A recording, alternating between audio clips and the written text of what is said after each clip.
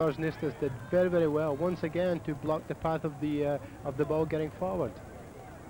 Why he was penalised, I can't figure it at all. Some sort of foul against Olympic Obviously, Flame. yeah. Good intercept by Charles, or not Charles Darkwa, I believe it was James Nistas in the back.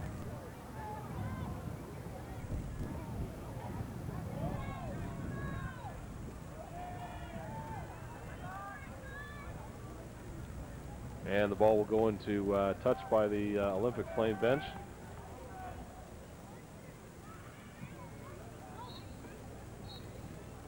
And that's halftime, with the score 0-0 between Craigavon of Northern Ireland and Olympic Flame of Toronto. Both teams will get together for a little group session here, talk things over, and hopefully they'll be able to get things going. Not a few scoring opportunities, but did you find it was an awful slow half of soccer? Do you think they're just feeling each other out in the first 45 minutes? I wouldn't say it was particularly slow. Realizing these kids are under 16, I think it was fairly decent. I think the Irish defending was very good, but how long can they defend? How long can they defend? I think it's only a case of time before one of the strikers puts one away. They've certainly had the better opportunities this half, Olympic Flame has. And a beautiful day for soccer. A bit of a breeze down here at Birchmount Stadium, but Jim, you were saying that really won't be a factor today. The breeze just isn't strong enough. Not at all. Not at all. In fact, it's so nice out there, they don't even know the wind's blowing. So it's a beautiful day for soccer. Why don't you make yourself on your way down to Birchmount Stadium. And right now we'll go down to field level where Andy Pilon has two more guests for our halftime. Thank you very much, Glenn. And I'm standing here with John Froese and John Wims, the founders of the Robbie. And could you tell me, first of all, John, how did, basically with the Robbie, how does that help out Scarborough? What does it mean to Scarborough having the Robbie here? Well, I think it means as much to Scarborough as it means to the rest of the country. From my own point of view, so many teams have come to Canada, right here to Scarborough, but to Canada, because it's traveled a lot, from all over the world. There's teams from Taiwan, from Japan, from Korea, from the Philippines, from Northern Ireland today. And there's over 30 different countries of Canada. They come and they bring the different cultures and different languages, and they mix the young people of Scarborough. And I think that helps the multicultural, to use that word, and it's overworked quite a bit in Canada these days, but the multiculturalism of Canada is helped by this wonderful fabric of friendship between young people of the world. And it's happened right here in Scarborough. It started here, it's continued. I think it's helped cement relationships between many countries throughout the world. That's the most marvelous part of the whole exercise, I think. Okay, and John, maybe you can tell us, this is the 29th year for the Robbie, and we're here for cystic fibrosis and muscular dystrophy. What does that all mean to you? Well, the tournament means a lot to me in a sort of a personal way, because I've met a lot of friends myself. I've gained through that, and it's so interesting to sit back and just watch the Robbie grow continuously. One of the reasons the Robbie has grown is because of the many, many volunteers that come to work here. And then we have a top echelon executive that there's high caliber men ever since the tournament started, excluding the first two, of course.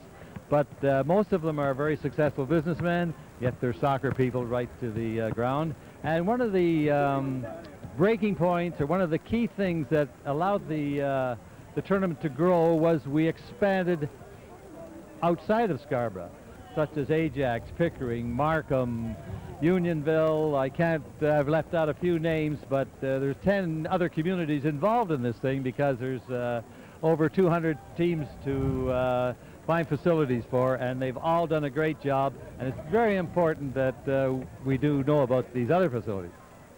Right, and John, of course, Robbie is your son. What does this mean to you? It must be even that much more special. Oh, it means a lot to me and my wife and our other two kids. Robbie is now, or will be in October, 32 years of age. And I think, as I mentioned to you the other day, when he was diagnosed, they said he might not live beyond the age of 5.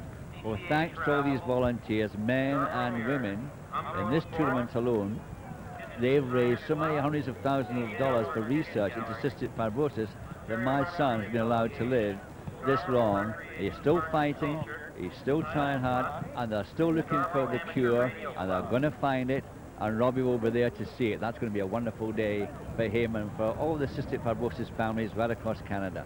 Well, I'm sure, John, that there's a very good chance that will happen, and I wish you all the best of luck. And now we're going to go to Caroline, who's standing by with some special guests.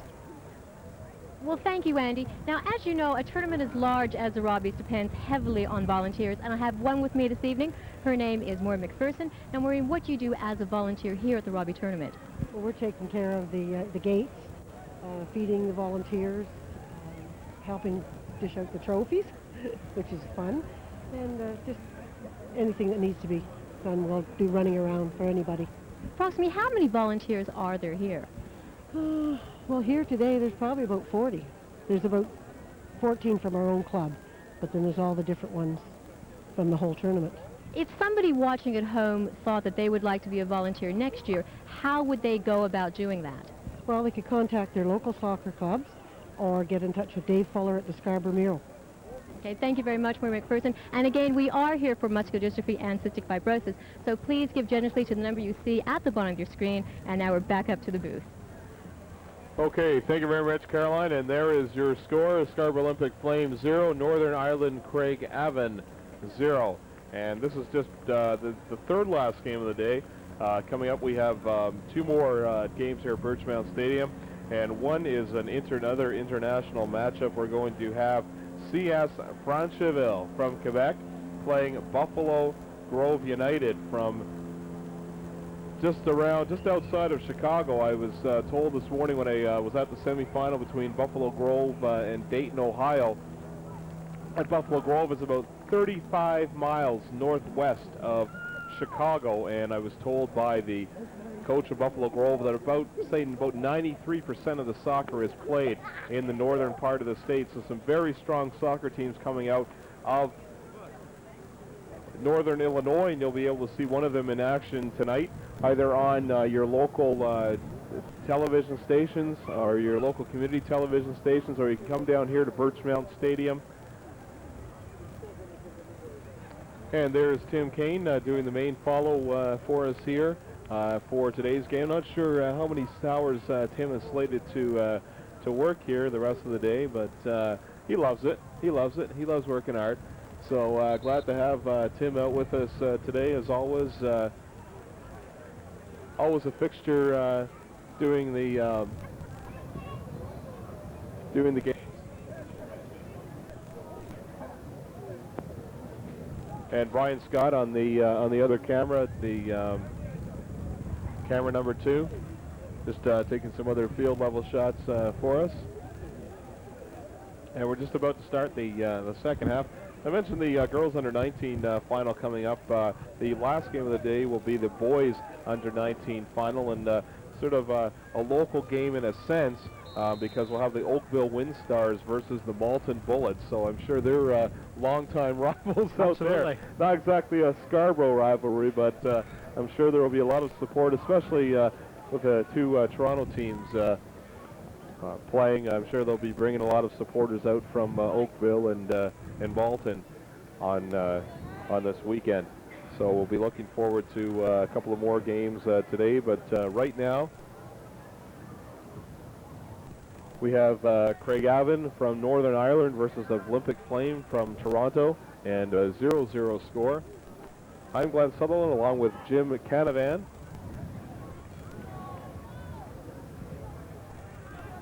You know, I had the opportunity at the break to talk to both coaches, Glenn.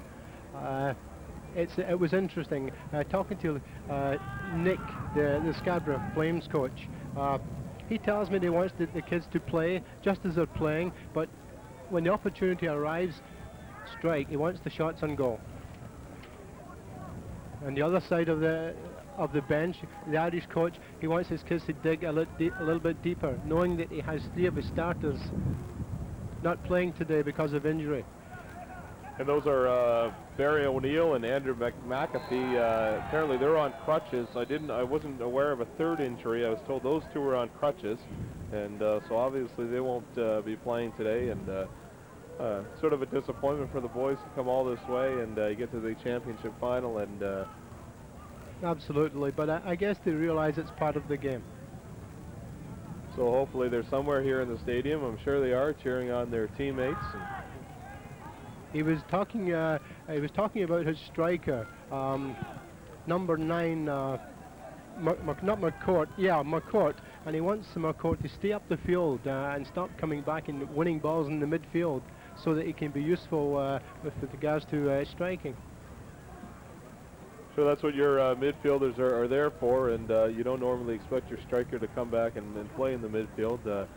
He seems to be up there for those opportunities, and it's up to the midfielders and the fullbacks to drive that ball away and get it up to those forwards. And here's Olympic Flame with another opportunity. A nice ball headed out by number 13 for Craig Avon and Jonathan Davidson. George Krippus, goaltender for Olympic Flame, waiting for things to establish up the field. And we have a whistle, and not sure what the call is here.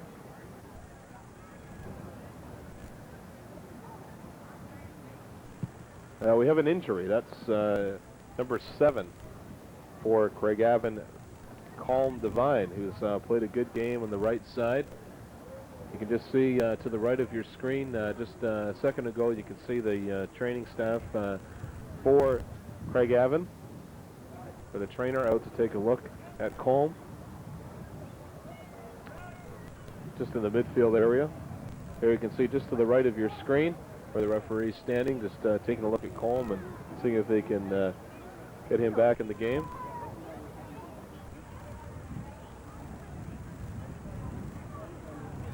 And he appears to be, well, maybe not okay, but he appears he's going to be continuing the game for now. And of course, with the Robbie free substitutions,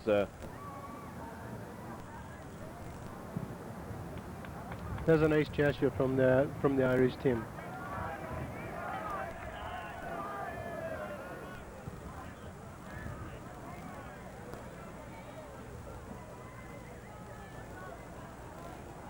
as some of you may be used to from watching international soccer and professional soccer, the 2 substitution limit, but unlimited substitutions here in the Robbie.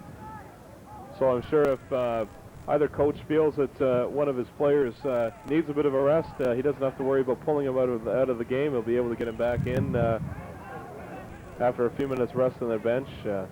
But obviously Colm Devine was okay to continue. And a bit of a push in the back there by the Irish forward.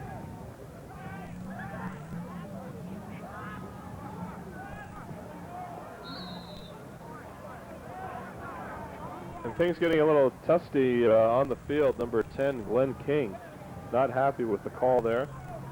And they've got to watch it, as you were saying before, Jim. You know, the referee may hand out a few warnings, but I'm not sure. Maybe after a few of them, he just won't be as kind anymore. And he's already, I think he's already establishing to the boys that he's given them some warnings, and they know that he'll give them, I guess, a little space to work with, but they don't test them. Don't push them too far. You know, a good sign of a referee doing a job is if you don't see him out there. But really, if we can't hear what he's saying to the players along the lines of, hey, get the racks together, you don't need to fire the cards around to be a good official. To date, this gentleman's doing a great job.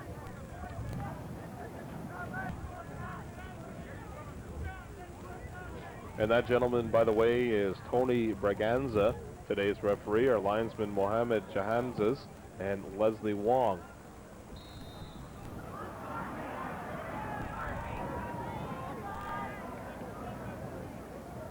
He's certainly on top of everything. Well, a free kick to Olympic Flame, and referee Tony Braganza just motioning that the ball can be moved up a few more feet.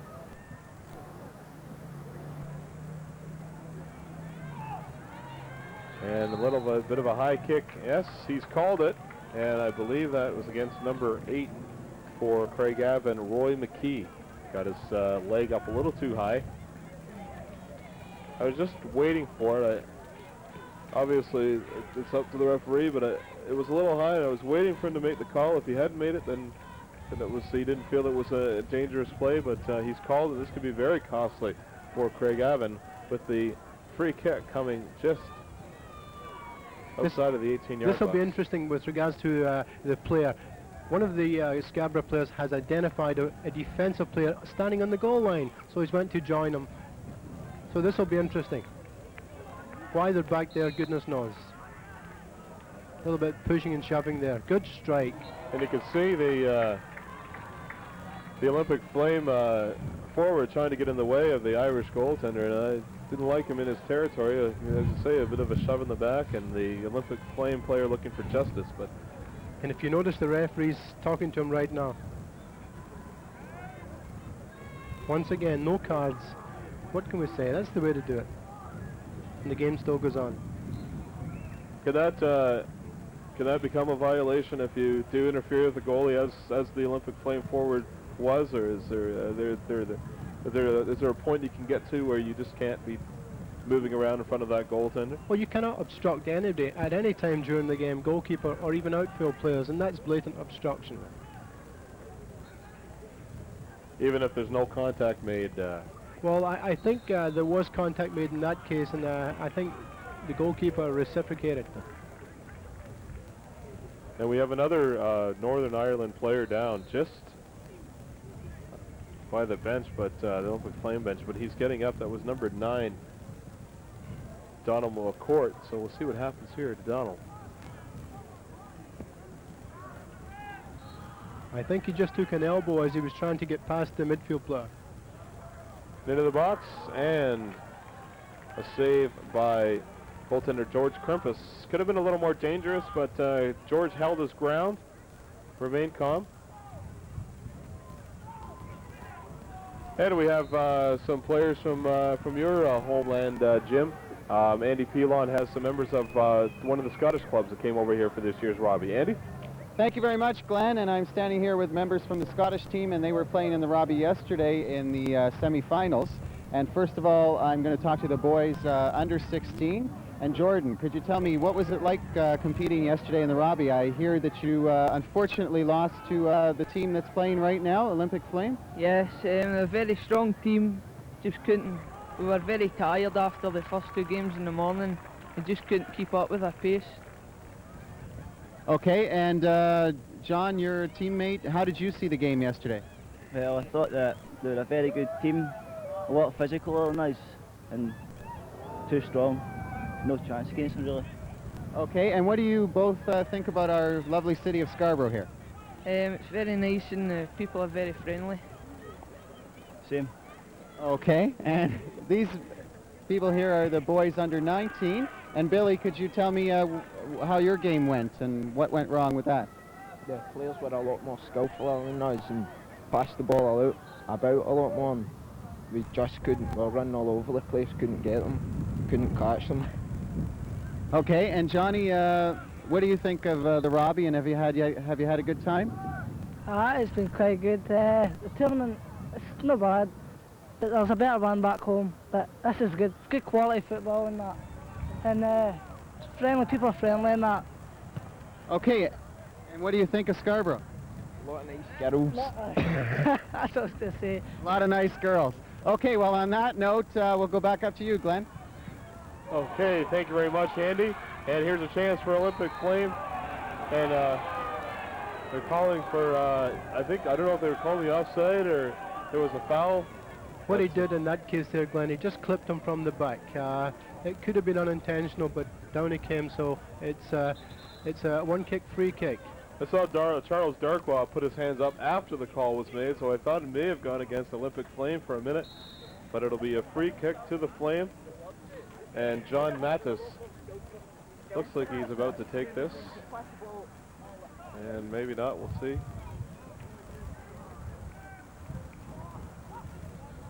Yeah, Mattis, it's going to be Belomo into Darkwa. Craigavon doing a tremendous job trying to keep it out of the box. Could this be the first goal? Nope. Craigavon able to keep it out, get it out of the area. Now they're on the bit of a run. They've caught Maple Leaf, Olympic Flame. They caught them up. They had a 5-on-3. Olympic Flame really pushing. They almost caught them.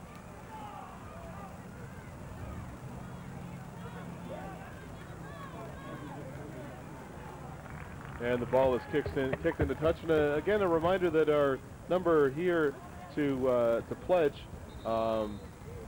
is 1-800-742-8169. We say hello to all the viewers across Ontario who are joining us tonight and have joined us during the day for the 29th annual Robbie Soccer Tournament in aid of cystic fibrosis and muscular dystrophy. No matter what part of Ontario you're from, we certainly love to hear from you, and certainly all your donations are appreciated. So again, the number 1-800-742-8169, accessible from all areas of Ontario. So we certainly appreciate those donations coming in. Just keep those phones ringing.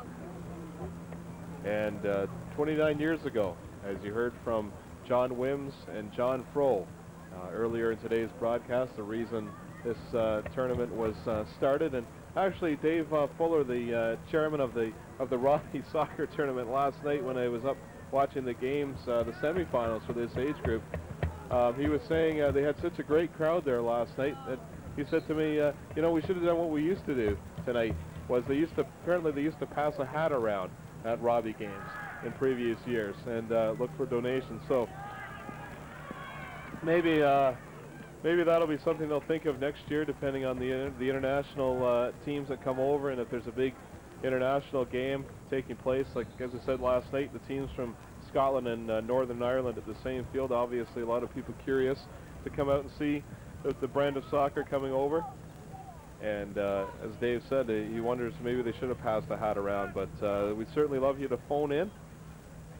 And all donations, obviously, are greatly appreciated, no matter how much you can spare. And hopefully we can find a cure for both cystic fibrosis and muscular dystrophy in the near future. You know, just to take you back a few seconds to the interview with the Scottish players, there was a lot of honesty in their interview, and there was some compliments sent back to our kids, how well we played, and just the level of play that we're executing in Canada. And that's a compliment to our coaches across the province. It's there to be seen, and these kids are recognizing it. A very polite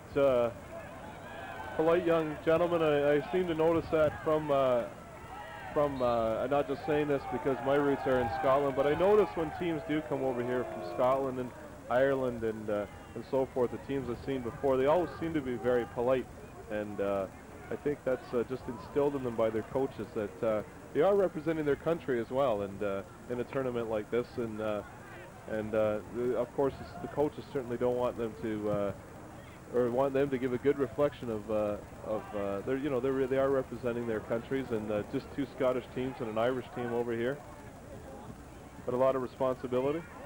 They take it very, very serious. You know, talking about Scotland just for the second, a little plug for Mr. Craig Brown, the Scottish national team coach. He's coming over to Canada. He's coming in from Minnesota, actually, on the 12th and 13th of July, and he'll be available for photographs, interviews, anything that the coaches choose to ask of him. And he'll be at Sheridan College on the 13th, Thursday, the 13th of July. So certainly something that all coaches would be interested in. Not too often do you get to meet a national coach from Europe, so certainly if people can make their way out to Oakville on that night, I'm sure it'll be very interesting. And Caroline Crichton has another guest, and let's go down to field level. Yes, thank you, Glenn. I'm joined with Alf Malia, soccer fan. Now, Mr. Malia, why do you like soccer so much? Because it keeps everybody young and fit. Now, do you get much of an opportunity to watch soccer live here in Toronto? Occasionally, not too much. I like to see all these young people behind us here maybe graduate to a better league. Now, never maybe accomplish. I don't know why. Now, why do you think that is, that Toronto could not hold a major league? Money, first of all, and too many ethnics, I think. Instead of, yeah, I'm Maltese myself. From an ethnic background, I'm actually maybe the smallest ethnicity in here. But if everybody, like here you see today, there's an Irish club, and most of the people in the stands are cheering for the Irish club instead of the Scarborough boys. And yet the Scarborough boys are showing a good sight. Now, Mr. Malia, if you could get together and raise a team here, how would you go about doing it? From this level up, and keep them together like Brazil done for so long. They keep the young players going, and eventually they're going to graduate. Lovely. Thank you, Mr. Malia. Again, that's Alf Malia, soccer fan, now back of the booth for the rest of the match. Thank you very much, Caroline. And just a stoppage in play. And I believe we're going to see a card. And it's a yellow card. It's going to be issued to, I believe it's number 11, Charles Darkwa, is being issued the yellow card. Simply too much to say at the wrong time, Glenn. And a free kick to Northern Ireland at number 6, and Matthew McAllister to take this. It would appear that he's going to have a shot from here. 35 yards. Can he make it? No, he didn't. He just chipped it in. Olympic Flame able to control. And into the box, not in danger for the Olympic Flame goalkeeper, George Krimpus.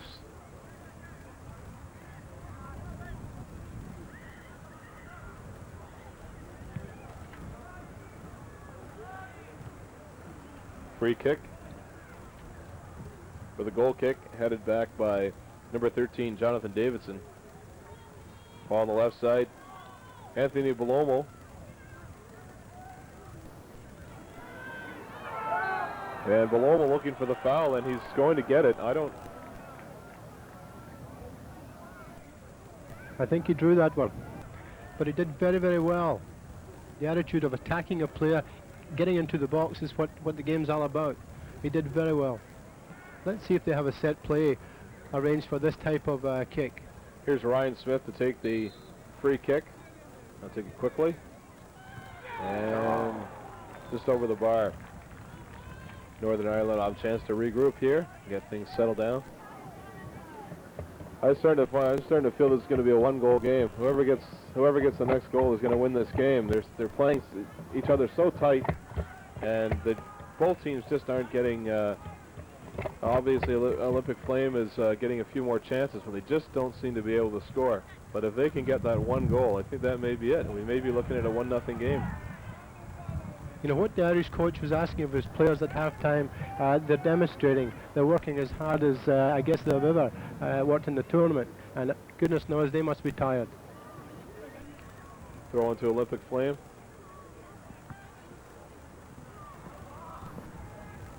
Len King. King again with the ball, sort of pushing off.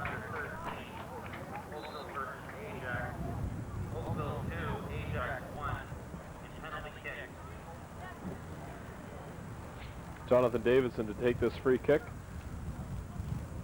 for Craig Avon.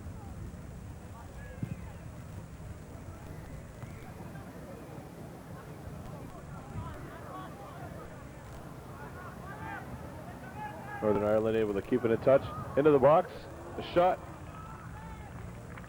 Headed by John Zortzis.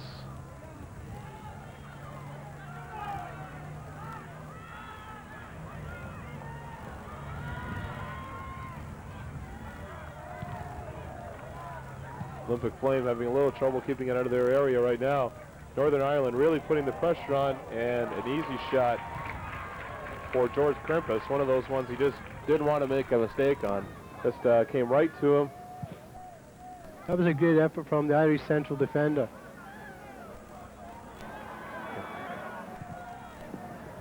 And Northern Ireland's number 4, Kieran Doyle, able to put that into touch. And here's another look at that shot.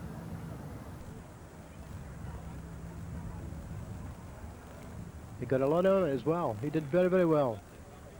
A lot of speed, but George Krimpus just in the right position, was able to read that perfect, and made no mistake. Just one of those ones that comes right to you, and you just want to make sure you got a firm hold on it. You don't want to miss those. You don't want to be scored on a goal like that. That's for sure.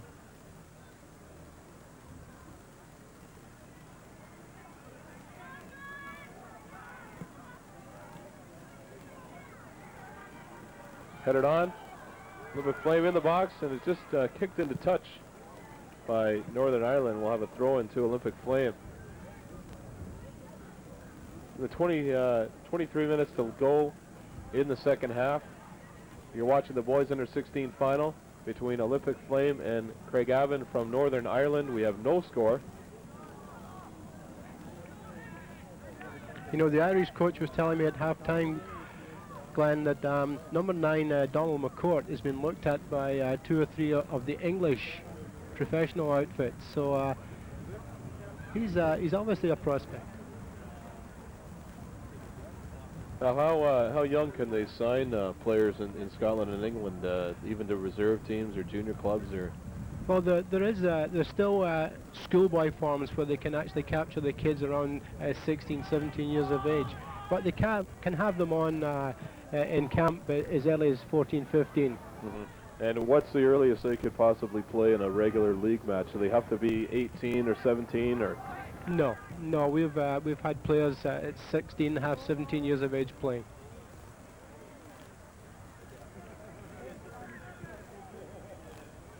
For example, I believe George Best played for his country at 17 years of age. I believe that to be true. Some of the clubs, like we saw here, the team that lost to Olympic Flame in the semifinals, Ayr United, obviously, do they have some sort of connection with the senior club, Ayr United? Is that we'll get back to that in a second. Andy Pilon has a special guest for us down the sidelines. Andy? Thank you very much, Glenn, and I'm standing beside Jack Boland, and he's with the Toronto Sun, and he's down here today taking some photographs of the Robbie tournament. And Jack, tell us what you've been doing down here today. Well, I've been here since around lunchtime today. It's been some good matches. First game I saw today was the girls match with Caledon winning and beating the girls from Dayton. A really tight game, really good game. Extra time. I think it was kind of crushing for the girl from Dayton, the goalkeeper. She let in a tight goal, and I think she was really not shocked, but just crushed by it. And all through the day, celebrity game today with some of the NHL players, Ty Domi and such up here. It's really good for the fans, I think, to come out, and it's a great tournament to come to. And what is it exactly you do with the photos that you take? Can you tell us a little bit about the process? Well, it's just taking photos as usual, trying to get probably the best shots that the Sun would run, and that's what they want for their readership. They want to see some good top-notch photos. There's been some other fellows here today.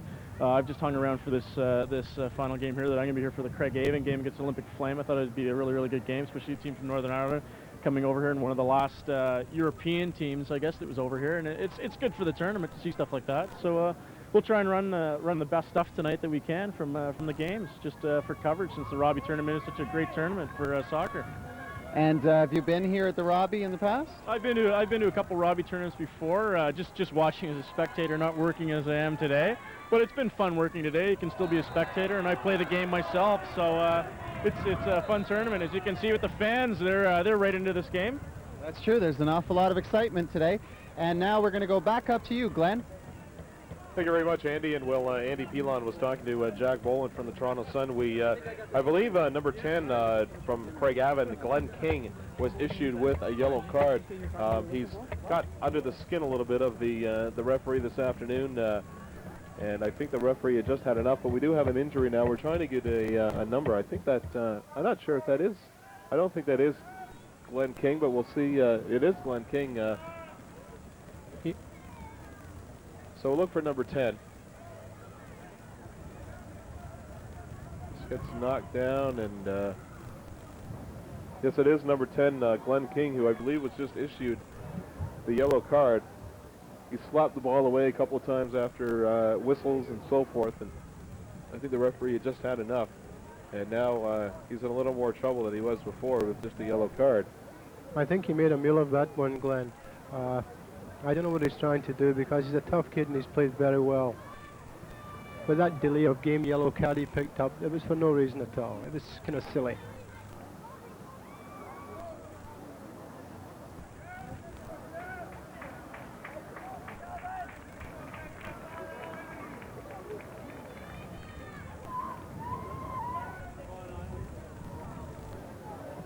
And a great crowd on hand here at Birchmount Stadium tonight. Still a few seats left here at Birchmount if you want to make your way down. It's maybe bring a sweatshirt or a sweater with you. It's a little windy, but it's not gusting. It's not hurricane conditions, and it's some great soccer down here. There's nothing that beats a live sporting event. We hope you're enjoying this afternoon's games, and a couple of great finals coming up, under 19 and under 19 boys and girls. The oldest age groups in the tournament besides the women's open division, so you're going to see some great soccer and players at the level where within a couple of years some of them will be going to the United States on scholarships and so forth. Some great players have come through this tournament before, and many have gone on to play scholarship soccer in the United States and professionally in other countries as well. So some great soccer down here this evening. And as we mentioned before, we've got one international matchup to come. The Franceville club from Quebec will be playing the team from Illinois. And this is your station, your community station, Trillium Community 10 here in Scarborough, Ontario. We hope you're enjoying the games today, bringing you the coverage all over Ontario. And we say hello to all the communities that are tuning in today and all the people that are tuning in to watch the 29th annual Robbie Soccer Tournament Finals here for Birchmount Stadium in Scarborough. Most of the finals taking place here today. I believe 4 finals are played at another stadium here in Scarborough called Highview Park, but 7 of the finals taking place here at Birchmount Stadium. And we hope if you did catch some of the action earlier today, you enjoyed the celebrity game that they have one here every year. This year featuring people such as Peter Zezel and Ty Dolmy, Steve Thomas, etc., Brian Stemmel from the Olympic ski team. So if you missed that one, hopefully they'll have something like that again next year, and you'll put it on your calendar to catch the celebrity game either on television or in person. And hopefully you're enjoying this game today between Olympic Flame and Craigavon from Northern Ireland. Olympic Flame with the corner kick here. A 0-0 score. And just over 16 minutes left in the second half. Teams playing 2 45-minute halves, and should they be tied at the end of the 45 minutes, which almost seems likely now, the way they've been playing, there'll be 2 10-minute halves, and if there's a tie after that, they'll go to shootout soccer. But Craigavon with a chance here, building a bit of an attack, and a shot just over the bar by Ryan Evans. And Caroline Crichton has another special guest down the sidelines. Caroline? Great, thank you, Glenn. I'm with Tom Casavrias, who is the Vice President of the Canadian Olympic Organization, of course, obviously for soccer. Now, Mr. Casavrias, do you find a good pool of young players here which to grow with to form a larger and very good Olympic team? Yes, of course. They have excellent and very talented players here in Toronto and all over in Canada. They can participate, in programs and can do very good Olympic team. Now, exactly, have you had any players who have come through the Robbie tournament on your team? Yes, I have few players, but I don't know, the last minute, everybody stops. Why? Don't ask me. So how important is something like the Robbie tournament and, of course, obviously other soccer tournaments throughout the country to your movement? It's a very big event, that Robbie tournament, and not only for Toronto, but for the whole country. Lovely, thank you. That's Tom Casavrias, the Vice President for the Canadian Olympic Organization for soccer. And again, back up to the booth. And we'll have a free kick to Olympic Flame.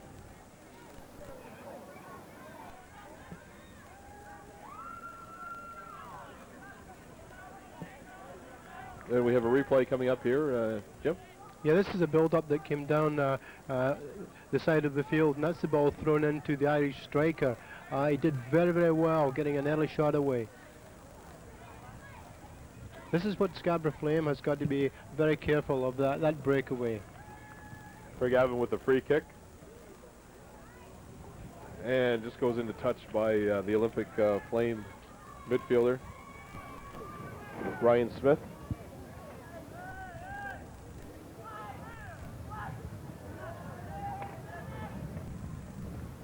Throw into Craigavon.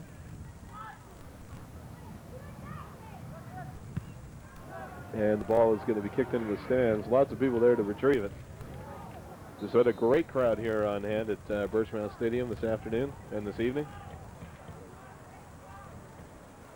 Certainly a lot of interest in seeing this team from Northern Ireland. Not too often you have a team from Northern Ireland over here in Toronto to play at any level. It's great to see them over here. You know, for a team that was outplayed in the first half, Glenn, they've really come back. They're battling very, very hard. I guess they're listening to their coach. That's what he asked of them. It's a safe thing to do. For sure. It's a long plane ride home. And hopefully it'll be a more enjoyable plane ride home for them if they can leave with a Robbie Soccer Championship.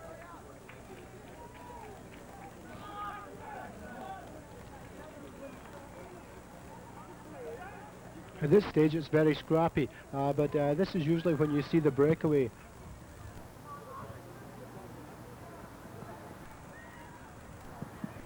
I think actually if we had a break sometime before the end of the half, we can get a look at number 5 on Craig Avon, Barry Fitzpatrick. Barry not only has his number on the back of his shirt, he has his number on the back of his head.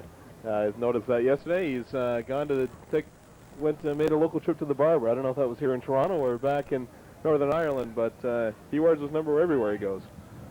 So obviously hasn't caught on with the rest of the team. But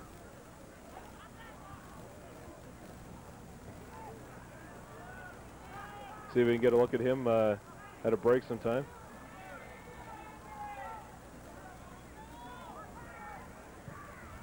And a nice shot. Oh, just by the bar. Tremendous shot. I believe that was number 11, Ryan Evans. That's the player earlier who had the shot. Once again, he's thinking about finishing this game. Just beyond the 18-yard box. Oh, yeah. There's a shot of Ryan right now on your screen. I was just looking for his head to see if his number was on his head, Glenn.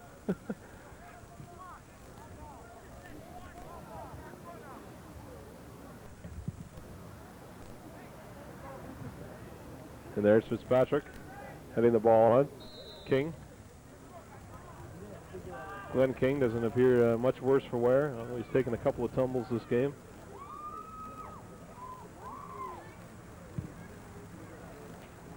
Certainly doesn't want to get another yellow card.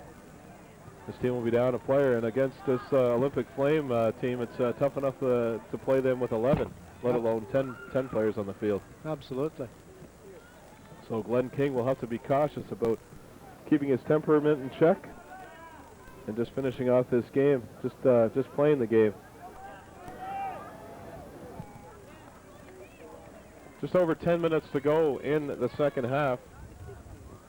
You're watching the boys under 16 final in the 29th annual Robbie International Soccer Tournament.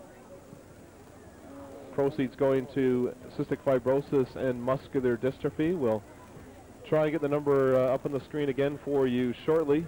The number you can call and make donations.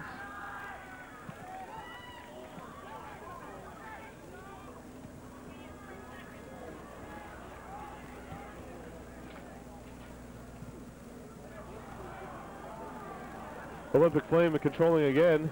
Got a bit of a break here, bit of a man advantage. And there's a nice ball through. And it's going to be called offside. And with this break in the action, let's go down to the sidelines to Andy Pelon with a member from the writer for the Soccer News. Andy? Thank you very much, Glenn. And I'm joined by Bert Zonneveld, and he's the staff writer for the Soccer News. And Bert, could you tell me, you're also a sponsor with the Robbie here. What does that mean to you? Well, it means to us that for every newspaper that is being sold, 50 cents that goes to the child and $1 goes towards the Robbie. And we're hoping, of course, that a lot of them will be sold. That's great. And being a staff writer, could you tell me a bit about your duties? Like when you come here and watch the Robbie, what do you do with your information? What goes into writing the articles? Well, I try to cover 1 or 2 games because the local paper, of course, will cover a lot more of the games. And then I try to do human interest stories. In other words, I'll check out some of the parents and talk to them, see where they come from, what it means to them to be with a traveling team. I interviewed the coach of the Northern Ireland team that is sitting down the opposite end of the field right now. And I found out basically how they mustered up the money with fundraising and so on and so forth. That's great, Bert. And now back to you, Glenn.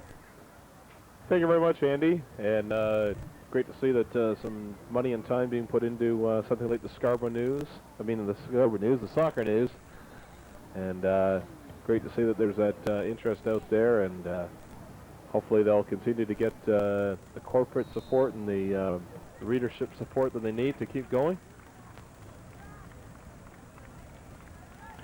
Here's a golden opportunity here, Glenn, for an Irish goal. Number 5, with his number in the back, his head is coming up. Let's see what he can do with his head. And a free kick for the Northern Ireland It's an squad. excellent cross. It's in! It's in! Northern Ireland! The Craigavon club for Northern Ireland has gone up by a score of 1-0, and we only have about 7.5 minutes to go in this game. So let's take a look at the replay, Jim. Oh, it's a beautiful head, but the quality of the cross was fabulous. It was perfect. Once again, it was the player who was not in favour of doing anything earlier but causing trouble. He comes up trumps and scores the lead goal.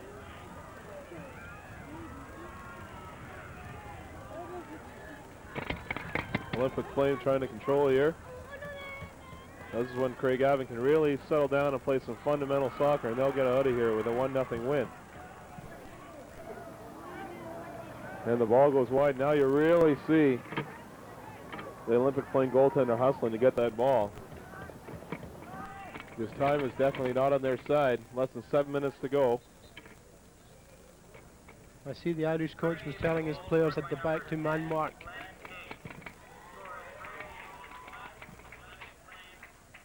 Glenn King with the goal for Craigavon of Northern Ireland. They lead 1-0 here in the boys under 16 final of the 29th annual Robbie International Soccer Tournament.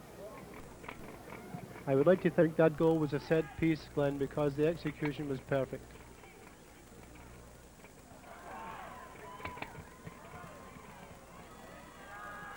And here's King again, just pounding that ball back in Olympic Flame territory. And in the back was number 9, Donald McCourt. So it'll be a free kick to Olympic Flame.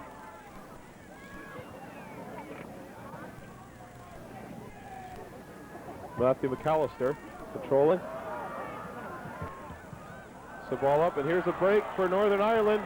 Shot, and he scores! Number 9, Donald McCourt, has given Craigavon of Northern Ireland a 2-0 lead. And I think that's just about it for today. Don't want to count the Olympic Flame out, but boy, Craigavon have just really come on in the last 2 minutes. What a fabulous pass through. Only a striker of quality could score that goal. No power, just picked a corner. Beautiful goal. Got the goalie down on the ground and just put it by him. You know, we have said since the beginning of the game that he was the player that showed us something up front for the Irish lads. It's ironic, but I think he's got his number on his head also. And what a turn of events. I would say that Olympic Flame has certainly outplayed Craigavon in this game. They've had the better scoring opportunities. They've controlled the game a little more, but Craigavon has gotten those late opportunities, and they have made them work. They haven't had too many opportunities, but they certainly took advantage of the opportunities they got. Scarborough Flame have it all to do now.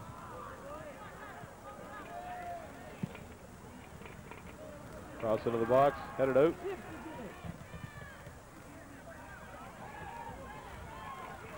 Nistis with the ball, trying to work it in.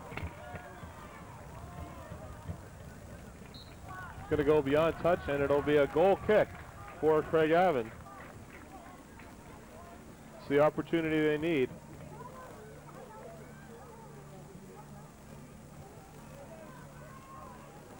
Andrew Smith ready to take the kick. And there's a look at number 19, Chris Walker. He's a pretty solid game so far, but unfortunately he and his Olympic Flame teammates have been unable to score, and we have a little something that could erupt here.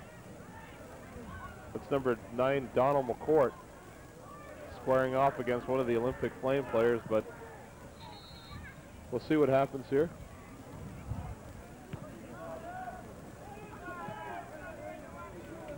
I'm not really sure who was at fault there. It seemed that Donald McCourt was on the back of the Olympic Flame forward, went right over his back. But fortunately, Matthew McAllister stepped in. Simply talking. That's all they're doing, just talking to each other.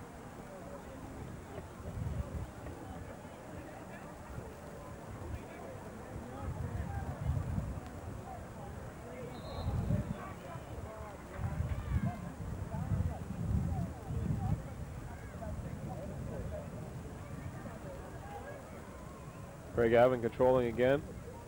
With the ball is number 11, Ryan Evans. And it goes into touch. Free kick here to Olympic Flame.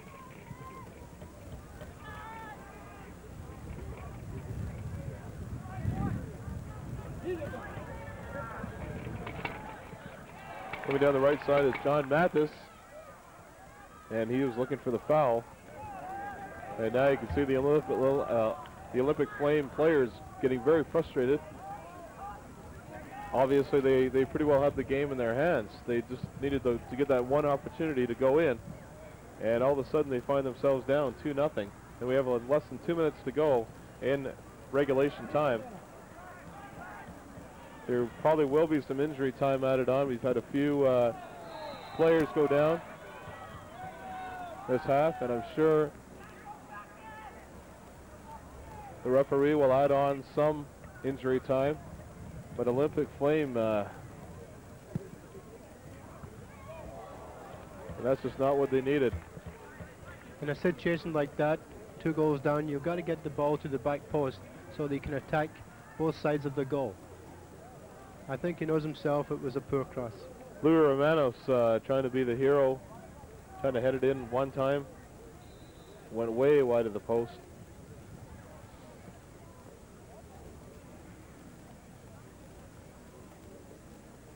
This will be an interesting change from the Glenavon team. He's taking the goalkeeper out. And I'm not sure what the history of the team is, whether Andrew Smith has played all the games so far in the tournament, and this is just a chance to get his other goaltender in. I think that's exactly what it is, Glenn. Just a nice gesture.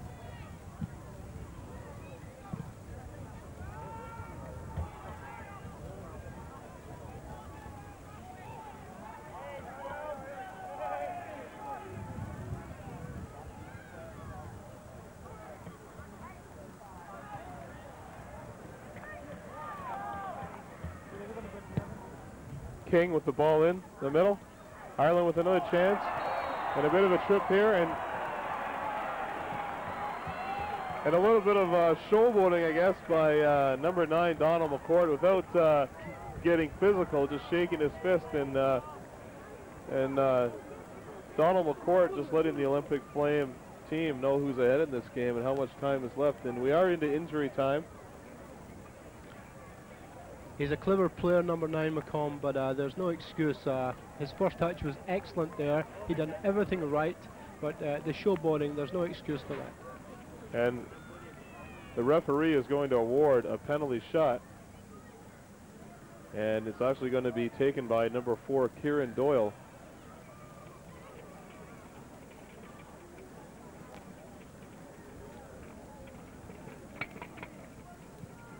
Oh, he shot wide. Kieran Doyle with probably his best chance of the game, and he shoots wide. His head was up in the sky, approaching the ball, and it stayed there. He's looking at the goal all the time. He didn't even see the ball. And I'm sure we're going to get a whistle very soon from referee Tony Braganza. He's got his referee in it. I think he's got his whistle in his hand. Actually, he's ready to blow it.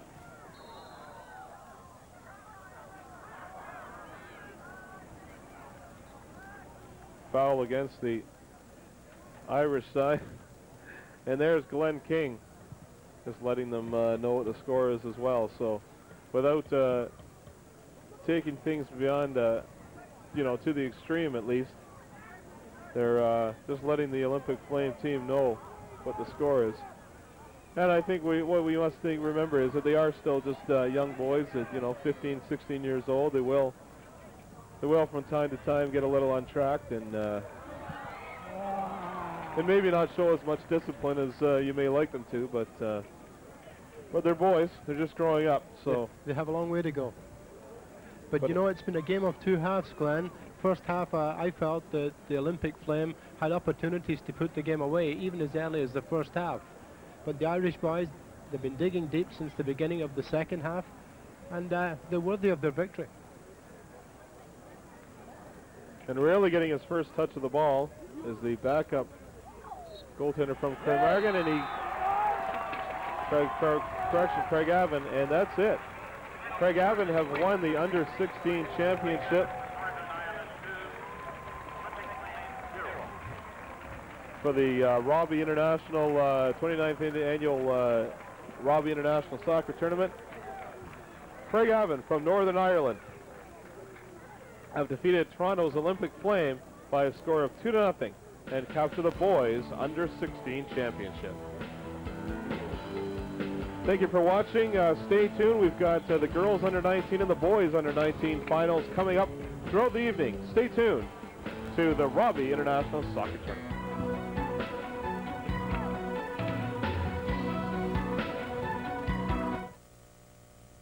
Crew meals provided by Dora's Party Catering, 885 Progress Avenue in Scarborough. Call 289-4445.